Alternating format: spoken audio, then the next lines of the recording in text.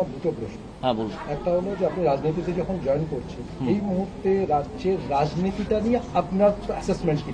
এই মুহূর্তে রাজ্যের রাজনীতিতে তৃণমূল বলে যে দলটি আছে সেটা সম্পূর্ণ একটি দুষ্কৃতীদের দল। এটাকে কোনো পলিটিক্যাল পার্টি বলে আমি মনে করি না। এটা একটা যাত্রা পার্টি, পলিটিক্যাল পার্টি নয়। যাত্রা পার্টি যেমন বিবেক থাকে, তাদের তেমন বিবেক আছে। একটা যাত্রা, আমি পলিটিক্যাল পার্টি বলে তৃণমূলকে মনেই করি না। তৃণমূল একটা যাত্রা পার্টি। তাদের যাত্রাপালার নাম হচ্ছে মা মাটি মানুষ। তাদের এদের যেমন বিবেক বলে একটা চরিত্র থাকে প্রতিটা যাত্রায়, তাদের আছে। কেউ কেউ হঠাৎ বিবেকবান হয়ে ওঠেন, সেখানে যেমন ছোট লোকের চরিত্র থাকে, মধুমতালের চরিত্র থাকে, এরকম সব অনেক কিছু আছে সেই দলে। আছেই তো, দুর্নীতিগ্রস্তই তো দল। দলটি সম্পূর্ণ দুর্নীতিগ্রস্ত দিয়ে তৈরি। আর কিছু লোক যারা ভালো লোক আছেন, কিছু লোক নিশ্চয়ই ভালো লোক আছেন, যারা কিছু না বুঝে সেখানে ঢুকে পড়েছিলেন আর বেরোতে পারছেন না। কালকে এরকম একজন পণ্ডিত মানুষের সঙ্গে আমার কথা হয়েছে। তিনি আমাকে বললেন যে ভাই, আমি তো বুঝতেই পারিনি যে এরা এত দুর্নীতিগ্রস্ত। তিনি প্রচুর অভিযোগ করলেন এবং তথ্য দিয়ে অভিযোগ করলেন বর্তমানের একজন মন্ত্রীর বিরুদ্ধে।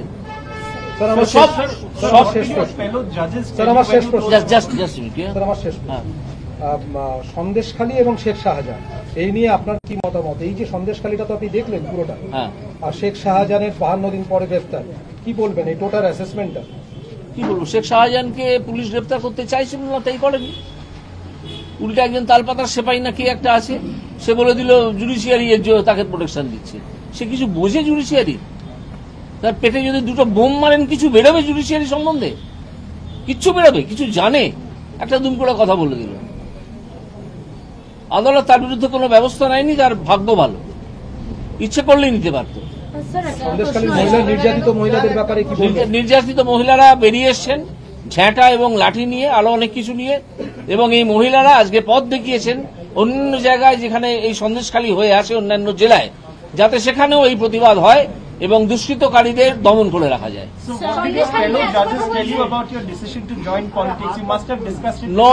No, I have not discussed it with anybody.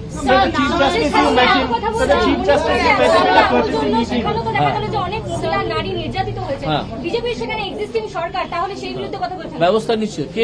কথা বলছে না, ব্যবস্থা তো নিচ্ছে। ব্যবস্থা কেউ গেলেই সেখানে ব্যবস্থা নেওয়া হচ্ছে। মমতা ব্যানার্জি গেছেন সন্দেশখালীতে? আপনি বলুন তো কবার গেছে মমতা ব্যানার্জি সন্দেশখালীতে? তিনি সেখানকার যিনি এমপি, এক ভদ্র মহিলা, তিনি গেছেন কোনোদিন? এসব প্রশ্ন করছেন কেন?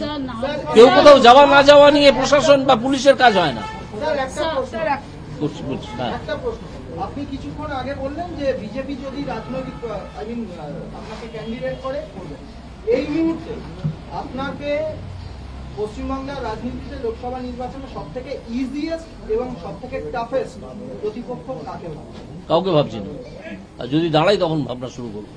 Sir, now that you are in BJP, how do you think BJP is going to perform in Lok Sabha? কত সিট পেতে পারে? না, আমি এইসব নিয়ে প্রেডিক্ট করবো না। Sir, prediction করা আমার কাজ। দেখা করেছেন আজকে, you met the Chief Justice in a courtesy meeting. Any words of advice, anything that he told you? No, nothing. Many of the critics are questioning the cooling off period. Anything on that, sir? A cooling off period? No, what is the provision of cooling off period? What is the provision? Can you show me? কিছু সবজান্তা সাংবাদিক আছেন, তারা এইসব প্রশ্ন তুলছেন। আমার কাছে একটা মেসেজ এসছে কোন একজন সাংবাদিকের কাছ থেকে যে কোনো কুলিং অফ পিরিয়ড নেই। আমি তার কোনো উত্তর দেওয়ার প্রয়োজনই মনে করিনি।